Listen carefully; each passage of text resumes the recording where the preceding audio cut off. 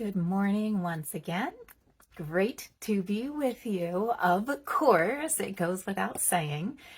Today, Wednesday, we're going to hear about another Lenten devotion, Lenten practice, this time from Miguel Escobar, who is the executive director of the Episcopal Divinity School at Union Theological Seminary, so EDS at Union, where he works in the formation of social justice faith leaders for the Episcopal Church.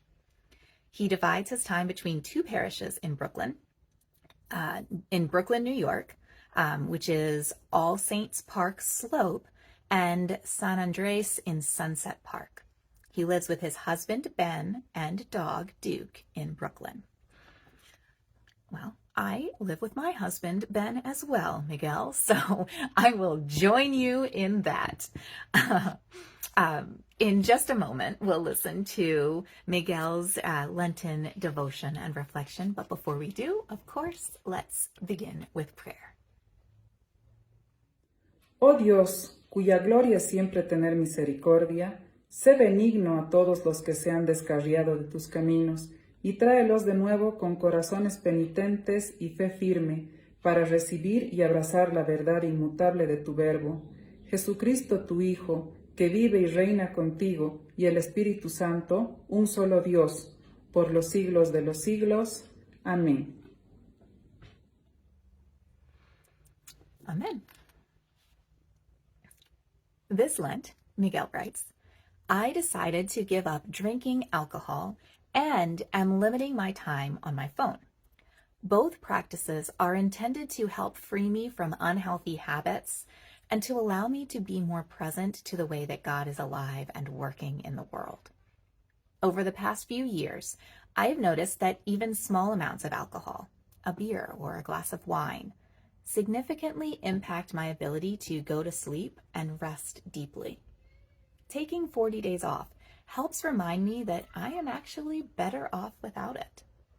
Similarly, I've also noticed how compulsive I am about my phone. If there is a moment of silence, I check my email.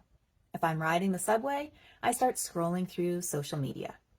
A few weeks ago, I realized I had never once looked outside for an entire bus ride because I was absorbed in Twitter. I have set timers now for my favorite apps, and I'm learning to put my phone away and be more present to the world. God calls us to freedom, and this means we must reflect on how free we actually are from both substances as well as the addictive algorithms of social media. Lent is a good time to reclaim time, energy, good sleep, and headspace so as to be more present to God and to our community. Well, Miguel, we not only share the same name of our husbands, but also the same poor habits when it comes to social media and scrolling through phone. I have to say I spend way too much of my few moments of free time just picking up my phone and scrolling through and seeing what all of you are doing and posting about. And in some ways, I think it's helpful. It allows me to stay connected to all of you when you make posts, but also I think it's become maybe a bad habit. Actually, probably definitely a bad habit. Should probably think a little bit more about that and about how I am spending these few free moments, because often it's not even for me about sitting and scrolling through my phone for lengthy amounts of time. It's more that I'll say, oh, I've got a few spare minutes, so let's check this out, and have to feed things into all of that time. I didn't used to do that so much.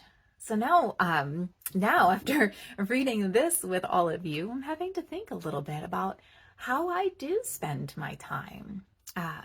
What do I use my time for? Time is valuable. It is a resource, a very valuable resource, and a gift. And I want to make sure for myself that I am not wasting that gift. So that's what I'm going to be thinking about the rest of the day. I don't know about all of you. Maybe you all manage your time really, really well and know that all of your moments are spent exactly the way you want them to be spent. But that is not my reality. And now I'm thinking a little bit more about spending my time the way I want and need it to be spent. Uh, so maybe this struck a chord with you as well. If so, or if not, think, as Miguel invites us to, a little bit about intentionality and the resource of our time. And once you've done that, I will see you again tomorrow morning. All right. Have a great rest of your day.